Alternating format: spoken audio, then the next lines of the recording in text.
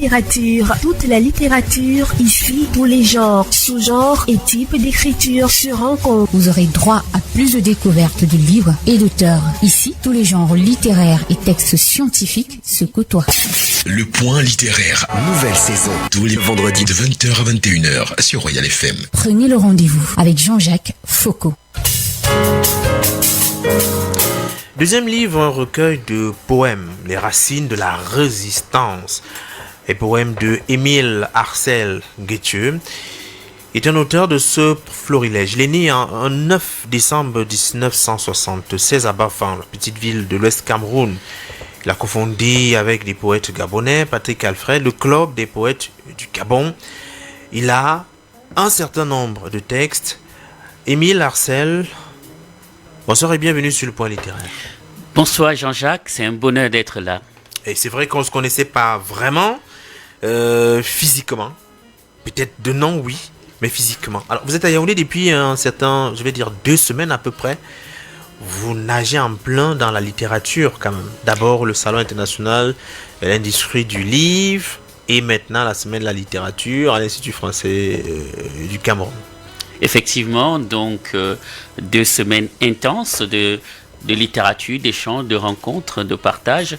Effectivement, d'abord dans le cadre du Salon international de l'industrie du livre au Musée national, où j'étais dans 2 pots. D'abord la peau d'un communicateur, puisque j'étais dans l'équipe de communication globale dans le cadre du salon. J'ai également dans la peau d'un modérateur, parce que j'ai modéré une table ronde sur la question de la littérature en langue nationale, les enjeux, défis et perspectives.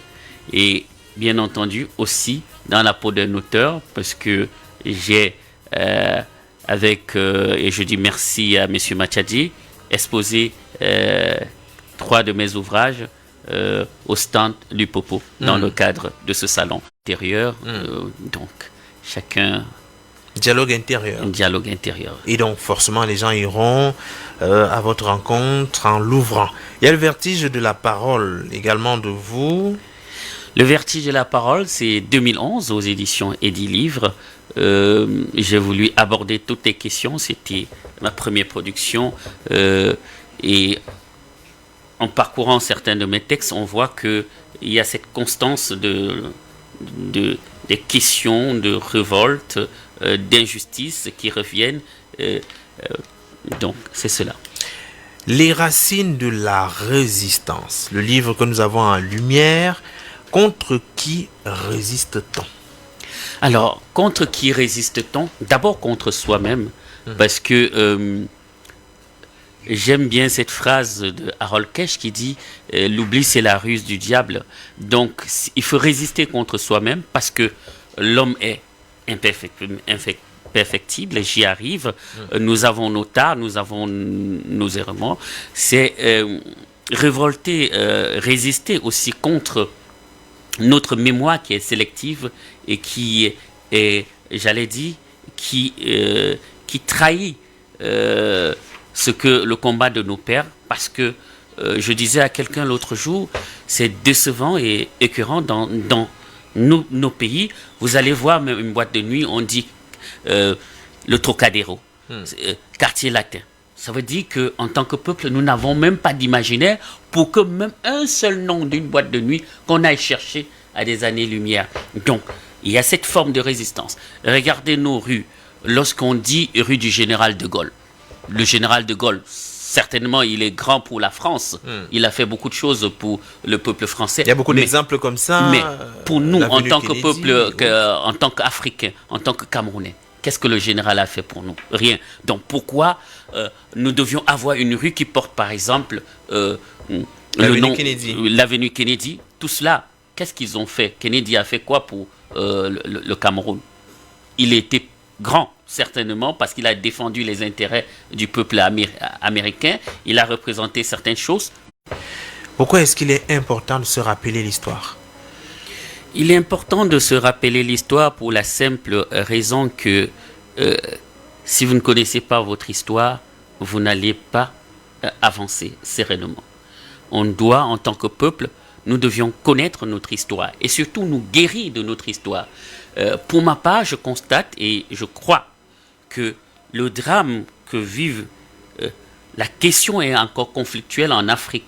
Pourquoi? Parce que nous avons cette sensation que l'injustice n'a pas encore été payée. L'Europe, pour le cas d'espèce, n'a pas reconnu ses torts et rendre à l'Afrique sa liberté. D'ailleurs, vous demandez à l'Europe de rendre les trésors africains emportés sous le fallacieux prétexte que c'était des instruments qui ne servaient à rien, mais qui se retrouvent dans leur musée. Oui. Et vous rappelez que ces outils-là n'ont rien à faire dans les musées en Europe. Tout à fait, puisque c'est une partie de nous qui a été dépossédée et violemment. Je crois que vous étiez au salon, vous avez écouté le prince Koumando B3, qui est un descendant d'un résistant de la première heure au Cameroun, Koumamba P, donc qui a été le premier à dire aux Allemands pourquoi vous avez installé le drapeau allemand sur les terres d'Ouala. Il faut descendre ce drapeau-là. Et bien entendu, il a été tué. Son palais a été ravagé. Je parle des faits historiques racontés dans les livres anthropologiques et historiques par des Allemands eux-mêmes. Donc, c'est une question, c'est une forme d'injustice lorsque on se rend compte que ces objets-là ont été volés. C'est le mot. Oui. On peut l'enjoliver. Aujourd'hui, on peut nous enjoliver, nous faire des entourloupes comme quoi, oui, on ne peut pas restituer. Pourquoi on ne peut pas restituer? La question ne devrait même pas se poser. Parce que quelqu'un ne peut pas venir vous voler et vous imposer sur la manière à laquelle vous allez réclamer ce qui vous appartient. Donc, il y a d'autres valeurs qui sont défendues à côté des grands noms comme Oumniobé. Il n'y a pas que lui qui sont célébrés. Est-ce que vous avez peut-être eu l'envie de davantage célébrer ces noms qui ne le sont pas nécessairement en ce moment, ou pas suffisamment? Oui, effectivement, si la question de la langue, c'est une question d'identité, c'est une question qui nous appartient. Jusqu'ici, on a ce mot que je déteste, patois, pour parler de nos langues, alors que toutes les langues se valent. J'ai voulu par là marquer ou bien attirer notre attention que chacun d'entre nous doit faire l'effort d'apprendre à parler sa langue. Et devant la difficulté d'écrire entièrement en langue, j'ai commencé à utiliser ces expressions qui sont autour de nous comme un matériau pour que chacun s'approprie. Il y a aussi que, disons la vérité, jusqu'ici, certains ont trouvé que la poésie, elle est hermétique parce qu'on utilise beaucoup des images recherchées, de style, ainsi de suite. Moi, j'ai toujours voulu que mon lecteur puisse sentir mon âme, sentir mon cœur, sentir ce que j'ai voulu partager avec lui. Vous préférez une poésie accessible? Tout à fait. À côté de la résistance face à ces concepts qu'on veut nous imposer ou qu'on veut nous enlever, face à l'histoire, sinon à l'influence de l'extérieur, faut-il résister aussi au regard d'un certain nombre de réalités que nous vivons? Si vous faites allusion à la réalité sociale, peut-être. La réalité sociale. Bien entendu, il faut résister à cela. Je ne sais pas si dans vous me permettriez de partager un texte. Je ne sais pas si vous me permettez. Il y a un texte, j'espère le retrouver. L'ami de l'homme dans la nuit, c'est le courage. L'ami de l'homme dans la nuit, c'est le courage. C'est le courage. Alors, il est extrait de Rouge et Mater, page 35. L'ami de l'homme dans la nuit, c'est le courage.